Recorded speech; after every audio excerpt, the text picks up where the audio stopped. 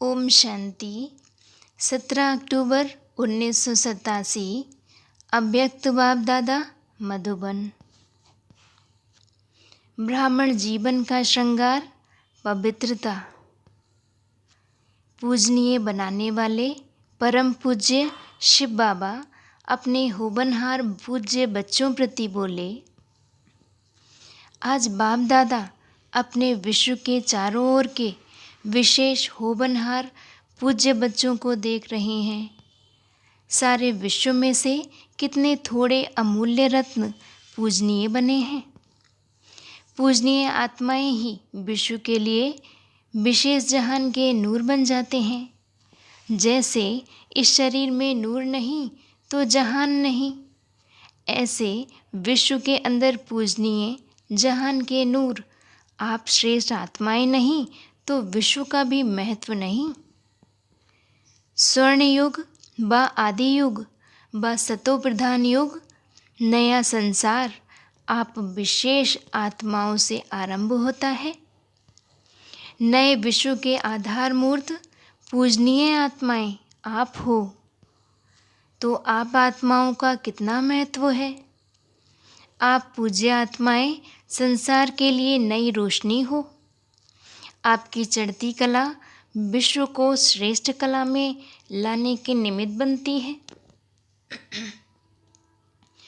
आप गिरती कला में आते हो तो संसार की भी गिरती कला होती है। आप परिवर्तन होते हो तो विश्व भी परिवर्तन होता है। इतने महान और महत्व वाली आत्माएं हो। आज बाप दादा सर्व बच्चों को देख रहे थे ब्राह्मण बनना अर्थात पूज्य बनना, क्योंकि ब्राह्मण सो देवता बनते हैं और देवताएं अर्थात पूजनीय। सभी देवताएं पूजनीय तो हैं, फिर भी नंबरवार ज़रूर हैं। किन देवताओं की पूजा विधिपूर्वक और नियमित रूप से होती है और किन्हीं की पूजा विधिपूर्वक नियमित रूप से नहीं होती। किन्हों के हर कर्म की पूजा होती है और किन्हों के हर कर्म की पूजा नहीं होती है। कोई का विधिपूर्वक हर रोज़ श्रृंगार होता है और कोई का श्रृंगार रोज़ नहीं होता है। ऊपर ऊपर से थोड़ा बहुत सजा लेते हैं, लेकिन विधिपूर्वक नहीं।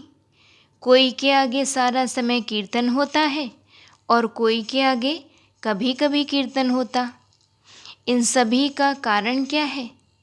ब्राह्मण तो सभी कहलाते हैं, ज्ञान योग की पढ़ाई भी सभी करते हैं, फिर भी इतना अंतर क्यों? धारणा करने में अंतर है, फिर भी विशेष कौन सी धारणाओं के आधार पर नंबर 1 होते हैं जानते हो? पूजनीय बनने का विशेष आधार पवित्रता के ऊपर है। जितना सर्व प्रकार की पवित्रता को अपनाते हैं उतना ही सर्व प्रकार के पूजनीय बनते हैं। और जो निरंतर विधिपूर्वक आदि अनादि विशेष गुण के रूप से पवित्रता को सहज अपनाते हैं, वही विधिपूर्वक पूज्य बनते हैं। सर्व प्रकार की पवित्रता क्या है?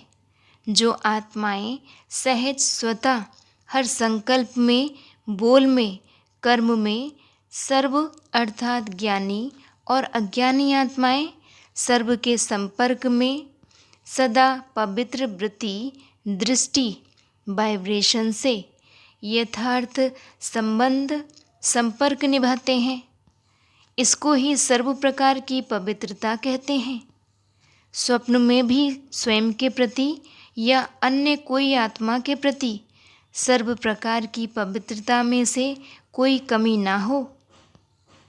मानो स्वप्न में भी ब्रह्मचर्य खंडित होता है, व किसी आत्मा के प्रति किसी भी प्रकार की ईर्ष्या, आवेशता के वश कर्म होता है या बोल निकलता है, क्रोध के अंश रूप में भी व्यवहार होता है, तो इसको भी पवित्रता का खंडन माना जाएगा। सोचो, जब स्वप्न का भी प्रभाव पड़ता है तो साकार में किए हुए कर्म का कितना प्रभाव पड़ता होगा। इसलिए खंडित मूर्ति कभी पूजनीय नहीं होती। खंडित मूर्तियाँ मंदिरों में नहीं रहती, आजकल के म्यूज़ियम में रहती हैं। वहाँ भक्त नहीं आते, सिर्फ यही गायन होता है कि बहुत पुरानी मूर्तियाँ हैं, बस।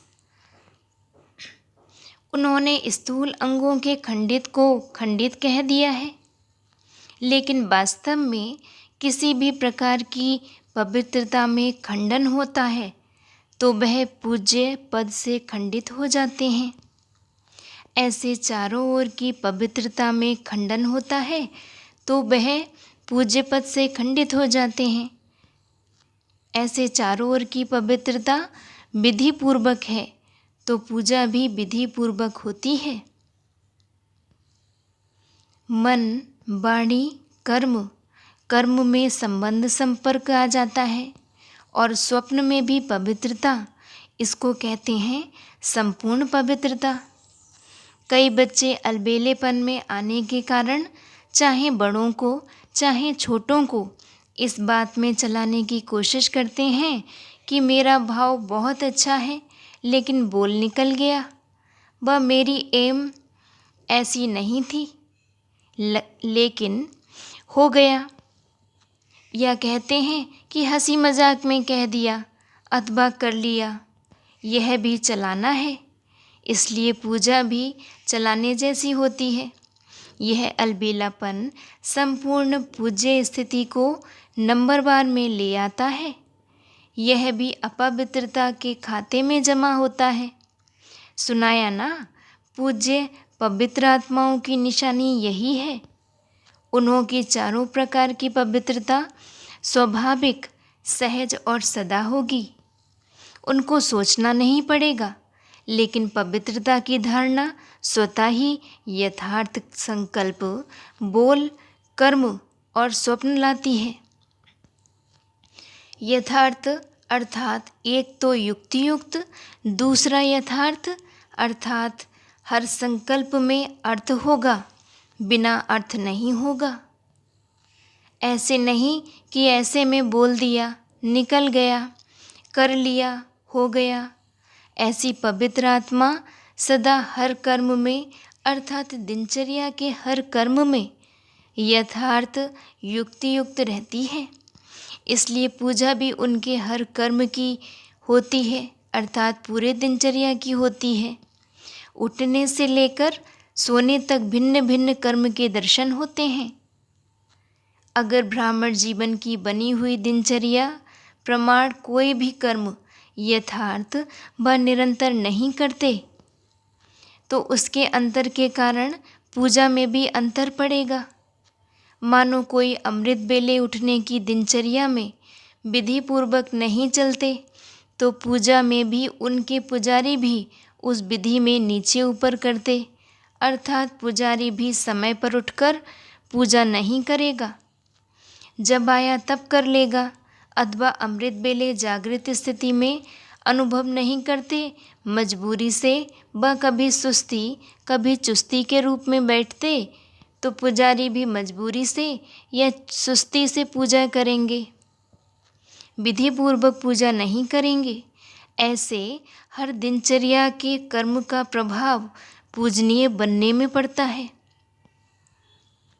विधि पूर्वक ना चलना, कोई भी दिनचर्या में ऊपर नीचे होना, यह भी अपवित्रता के अंश में गिनती होता है, क्योंकि आलस्य और अलबेलापन भी विकार है। जो यथार्थ कर्म नहीं है वह विकार है, तो अपवित्रता का अंश हो गया ना। इस कारण पूज्य पद में नंबरवार हो जाते हैं। तो फाउंडेशन क्या रहा?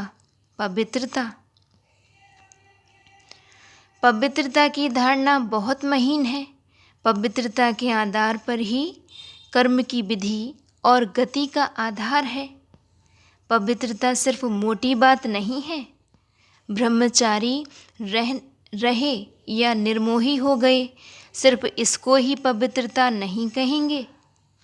पवित्रता ब्राह्मण जीवन का श्रृंगार है, तो हर समय पवित्रता के श्रृंगार की अनुभूति चेहरे से, चलन से औरों को हो, दृष्टि में, मुख में, हाथों में, पाँव में सदा पवित्रता का श्रृंगार प्रत्यक्ष हो। कोई भी चेहरे तरफ देखे तो फीचर्स से उन्हें पवित्रता अनुभव हो। जैसे और प्रकार के फीचर्स वर्णन करते हैं, वैसे यह वर्णन करें कि इनके फीचर्स से पवित्रता दिखाई देती है, नयनों में पवित्रता की झलक है, मुख पर पवित्रता की मुस्कुराहट है और कोई बात उन्हें नज़र ना आए। इसको कहते हैं पवित्रता के श्रृंगार से श्रृंगारी हुई मूर्त। समझा?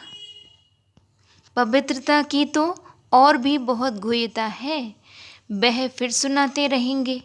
जैसे कर्मों की गति गहन है, पवित्रता की परिभाषा भी बड़ी गुह्य है और पवित्रता ही फाउंडेशन है। अच्छा, आज गुजरात आया है। गुजरात वाले सदा हल्के बन नाचते और गाते हैं, चाहे शरीर में कितने भी भारी हों, लेकिन हल्के बन नाचते हैं। गुजरात की विशेषता है सदा हल्का रहना, सदा खुशी में नाचते रहना और बाप के व अपने प्राप्तियों के गीत गाते रहना। बचपन से ही नाचते गाते अच्छा है। ब्राह्मण जीवन क्या करते? ब्राह्मण जीवन में क्या करते हो? ब्राह्मण जीवन अर्थात मौजों की जीवन। गर्वारास करते हो तो मौज में आ जाते हो ना। अगर मौज में ना आए तो ज़्यादा कर नहीं सकेंगे। मौज मस्ती में थकावट नहीं होती है, अथक बन जाते हैं। तो ब्राह्मण जीवन अर्थात सदा मौज में रहने की जीवन, यह है स्थूल मौज और ब्राह्मण जीवन की मौज। मन की मौज है, ब्राह्मण जीवन की है मन की मौज। सदा मन मौज में नाचता और गाता रहे। यह लोग हल्के बन नाचते गाने के अभ्यासी हैं। तो इन्हों को ब्राह्मण जीवन में भी डबल लाइट हल्का बनने में मुश्किल नहीं होती। तो गुजरात अर्थात सदा हल्के रहने के अभ्यासी कहो, वरदानी कहो, तो सारे गुजरात को वरदान मिल गया, डबल लाइट। मुरली द्वारा भी वरदान मिलते हैं ना। सुनाया ना, आपकी इस दुनिया में यथाशक्ति यथा समय होता है, यथा और तथा, और वतन में तो यथा तथा की भाषा ही नहीं है। यहाँ दिन भी तो रात भी देखना पड़ता, वहाँ ना दिन है न रात है, न सूर्य उदय होता न चंद्रमा, दोनों से परे हैं। आना तो बहाना। बच्चों ने रूह रेहान में कहा ना कि कब तक। बाप दादा कहते हैं कि आप सभी कहो कि हम तैयार हैं तो अभी कर लेंगे। फिर कब का तो सवाल ही नहीं है। कब तब तक है जब तक सारी माला तैयार नहीं हुई है। अभी नाम निकालने बैठते हो तो 108 में भी सोचते हो कि यह नाम डालें व नहीं।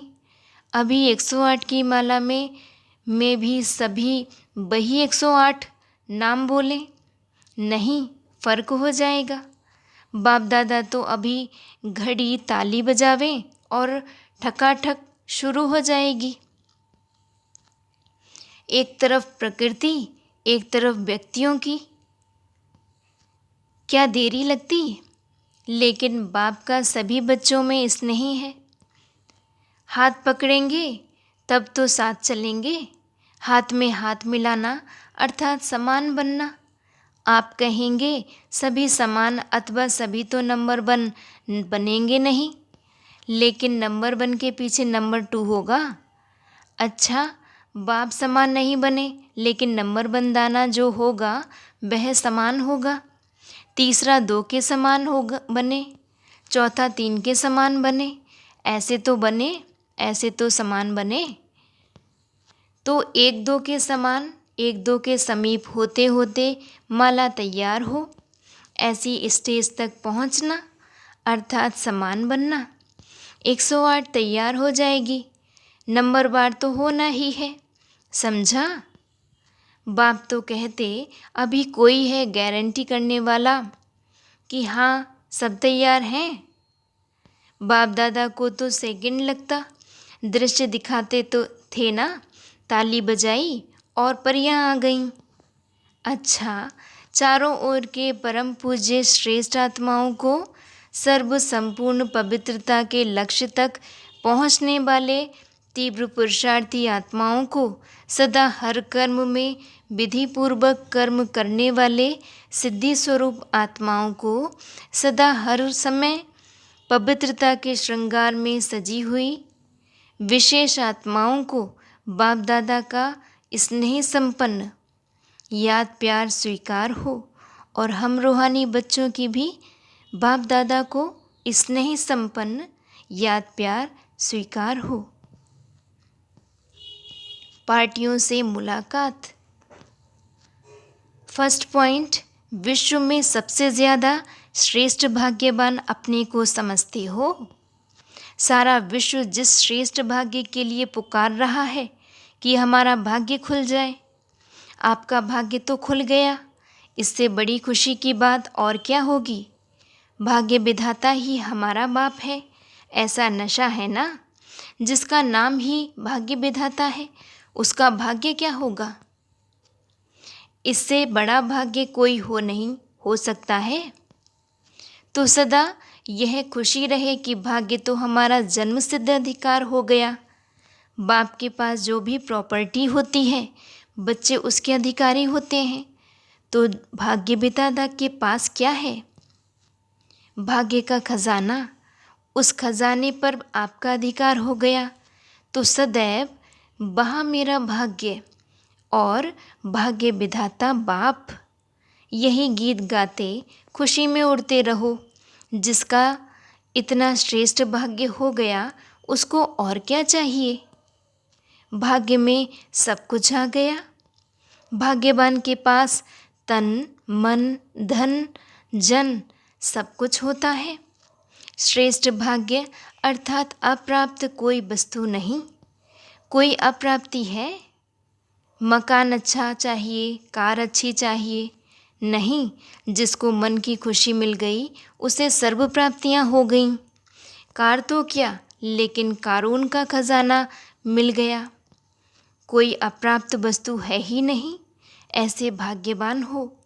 विनाशी इच्छा क्या करेंगे? जो आज है कल है ही नहीं, उसकी इच्छा क्या रखेंगे। इसलिए सदा अविनाशी खजाने की खुशियों में रहो। तो अब भी है और साथ में भी चलेगा। यह मकान कार व पैसे साथ नहीं चलेंगे, लेकिन यह अविनाशी खजाना अनेक जन्म साथ रहेगा। कोई छीन नहीं सकता, कोई लूट नहीं सकता। स्वयं भी अमर बन गए और खजाने भी अविनाशी मिल गए। जन्म जन्म यह श्रेष्ठ प्रारब्ध साथ रहेगी। कितना बड़ा भाग्य है जहाँ कोई इच्छा नहीं, इच्छा मात्रम अभिद्या है। ऐसा श्रेष्ठ भाग्य भाग्य विधाता बाप द्वारा प्राप्त हो गया। सेकंड पॉइंट है, अपने को बाप के समीप रहने वाली श्रेष्ठ आत्माएं अनुभव करते हो। बाप के बन गए, यह खुशी सदा रहती है। दुख की दुनिया से निकल सुख के संसार में आ गए। दुनिया दुख में चिल्ला रही है और आप सुख के संसार में सुख के झूले में झूल रहे हो। कितना अंतर है। दुनिया ढूंढ रही है और आप मिलन मना रहे हो। तो सदा अपनी सर्व प्राप्तियों को देख हर्षित रहो। क्या क्या मिला है उसकी लिस्ट निकालो तो बहुत लंबी लिस्ट हो जाएगी। क्या क्या मिला? तन में खुशी मिली तो तन की खुशी तंदुरुस्ती है। मन में शांति मिली तो शांति मन की विशेषता है। और धन में इतनी शक्ति आई जो दाल रोटी 36 प्रकार के समान अनुभव हो। ईश्वरीय याद में दाल रोटी भी कितनी श्रेष्ठ लगती है। दुनिया के 36 प्रकार हों और आपकी दाल रोटी हो तो श्रेष्ठ क्या लगेगा? दाल रोटी अच्छी है ना, क्योंकि प्रसाद है ना। जब भोजन बनाते हो तो याद में बनाते हो, याद में खाते हो तो प्रसाद हो गया। प्रसाद का महत्व होता है। आज सभी रोज प्रसाद खाते हैं। प्रसाद में कितनी शक्ति होती है? तो तन मन धन सभी में शक्ति आ गई। इसलिए कहते हैं अप्राप्त नहीं कोई वस्तु ब्राह्मणों के खजाने में। तो सदा इन प्राप्तियों को सामने रख खुश रहो, हर्षित रहो। अच्छा, थर्ड पॉइंट है, अपने को संगम योगी श्रेष्ठ आत्माएं अनुभव करते हो। ब्राह्मणों को सदा ऊंचे ते ऊंची चोटी पर दिखाते हैं। चोटी का अर्थ ही है ऊंचा। तो संगम योगी अर्थात ऊंचे ते ऊंची आत्माएं, जैसे बाप ऊंचे ते ऊंचा गाया हुआ है, ऐसे बच्चे भी ऊंचे और संगम युग भी ऊंचा है। सारे कल्प में संगम युग जैसा ऊंचा कोई युग नहीं है, क्योंकि इस युग में ही बाप और बच्चों का मिलन होता है। और कोई युग में आत्मा और परमात्मा का मेला नहीं होता है। तो जहाँ आत्मा और परमात्मा का मेला है वही श्रेष्ठ युग हुआ ना। ऐसे श्रेष्ठ युग की श्रेष्ठ आत्माएं हो। आप श्रेष्ठ ब्राह्मणों का कार्य क्या होता है? ब्राह्मणों का काम है पढ़ना और पढ़ाना। नामधारी ब्राह्मण भी शास्त्र पढ़ेंगे और दूसरों को सुनाएंगे। तो आप ब्राह्मणों का काम है ईश्वरीय पढ़ाई पढ़ना और पढ़ाना, जिससे ईश्वर के बन जाएं। तो ऐसे करते हो, पढ़ते भी हो और पढ़ाते अर्थात सेवा भी करते हो। यह ईश्वरीय ज्ञान देना ही ईश्वरीय सेवा है। सेवा का सदा ही मेवा मिलता है। कहावत है ना, करो सेवा तो मिले मेवा। तो ईश्वरीय सेवा करने से अतीन्द्रिय सुख का मेवा मिलता है, शक्तियों का मेवा मिलता है, खुशी का मेवा मिलता है। तो ऐसा मेवा मिला है ना। कितनी पात्र आत्माएं हो जो इस ईश्वरीय फल के अधिकारी बन गईं। आप ब्राह्मणों के सिवाय और कोई भी इस फल के अधिकारी बन नहीं सकते। अधिकारी भी कौन बने हैं? जिनमें किसी की उम्मीद नहीं, वह उम्मीदवार बन गए। दुनिया वाले माताओं के लिए कहते इनका कोई अधिकार नहीं है, और बाप ने माताओं को विशेष अधिकारी बनाया है। माताओं को इस सेवा की विशेष जिम्मेवारी दी है। दुनिया वालों ने पाँव की जूती बना दिया और बाप ने सिर का ताज बना दिया। तो साधारण माताएं नहीं हो, अभी तो बाप के सिर के ताज बन गईं। फोर्थ पॉइंट है, सदा अपने को बेफिक्र बादशाह अनुभव करते हो। प्रवृत्ति का या कोई भी कार्य का फिक्र तो नहीं रहता है। बेफिक्र रहते हो। बेफिक्र कैसे बने? सब कुछ तेरा करने से। मेरा कुछ नहीं, सब तेरा है। जब तेरा है तो फिक्र किस बात का? जिन्होंने सब कुछ तेरा किया वही बेफिक्र बादशाह बनते हैं। ऐसे नहीं, जो चीज़ मतलब की है वह मेरी है, जो चीज़ मतलब की नहीं वह तेरी। जीवन में हर एक बेफिक्र रहना चाहता है। जहाँ फिक्र नहीं वहाँ सदा खुशी होगी। तो तेरा कहने से, बेफिक्र बनने से खुशी के खजाने भरपूर हो जाते हैं। बादशाह के पास खजाना भरपूर होता है। तो आप बेफिक्र बादशाहों के पास अनगिनत अखुट अविनाशी खजाने हैं, जो सतयुग में नहीं होंगे। इस समय के खजाने श्रेष्ठ खजाने हैं। तो माताएं बेफिक्र बादशाह बनी। जब मेरा मेरा है तो बेफिक्र है। जब तेरा कह दिया तो बाप जाने, बाप का काम जाने। आप निश्चिंत हो गए। तेरा और मेरा शब्द में थोड़ा सा अंतर है। तेरा कहना सब प्राप्त होना, मेरा कहना सब गंवाना। द्वापर से मेरा मेरा कहा तो क्या हुआ? सब गंवा दिया ना। तंदुरुस्ती भी चली गई, मन की शांति भी चली गई और धन भी चला गया। कहाँ विश्व के राजन और कहाँ छोटे मोटे दफ्तर के क्लर्क बन गए, बिजनेसमैन हो गए जो विश्व के महाराजा के आगे कुछ नहीं है। तो मेरा मेरा कहने से गवाया और तेरा तेरा कहने से जमा हो जाता। तो जमा करने में होशियार हो। माताएं एक एक पैसा इकट्ठा करके जमा करती हैं। जमा करने में माताएं होशियार होती हैं। तो यह जमा करना आता है। यहाँ खर्च करना भी खर्च नहीं है, जमा करना है। जितना खर्चा करते हो अर्थात दूसरों को देते हो उतना पदम गुणा होता है। एक देना और पदम लेना। अच्छा, 5th पॉइंट है, सदा याद और सेवा के बैलेंस से बाप की ब्लेसिंग अनुभव करते हो। जहाँ याद और सेवा का बैलेंस है अर्थात समानता है, वहाँ बाप की विशेष मदद अनुभव होती है। तो मदद ही आशीर्वाद है, क्योंकि बाप दादा और अन्य आत्माओं के माफिक आशीर्वाद नहीं देते हैं। बाप तो है ही अशरीरी।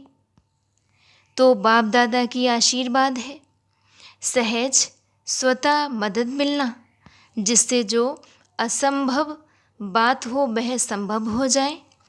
यही मदद अर्थात आशीर्वाद है। लौकिक गुरुओं के पास भी आशीर्वाद के लिए जाते हैं, तो जो असंभव बात होती वह अगर संभव हो जाती तो समझते हैं यह गुरु की आशीर्वाद है। तो बाप भी असंभव से संभव कर दिखाते हैं। दुनिया वाले जिन बातों को असंभव समझते हैं उन्हीं बातों को आप सहज समझते हो, तो यही आशीर्वाद है। एक कदम उठाते हो और पद्मों की कमाई जमा हो जाती है। तो यह आशीर्वाद हुई ना। तो ऐसे बाप की व सद्गुरु की आशीर्वाद के पात्र आत्माएं हो। दुनिया वाले पुकारते रहते हैं और आप प्राप्ति स्वरूप बन गए। अच्छा जी, ओम शांति।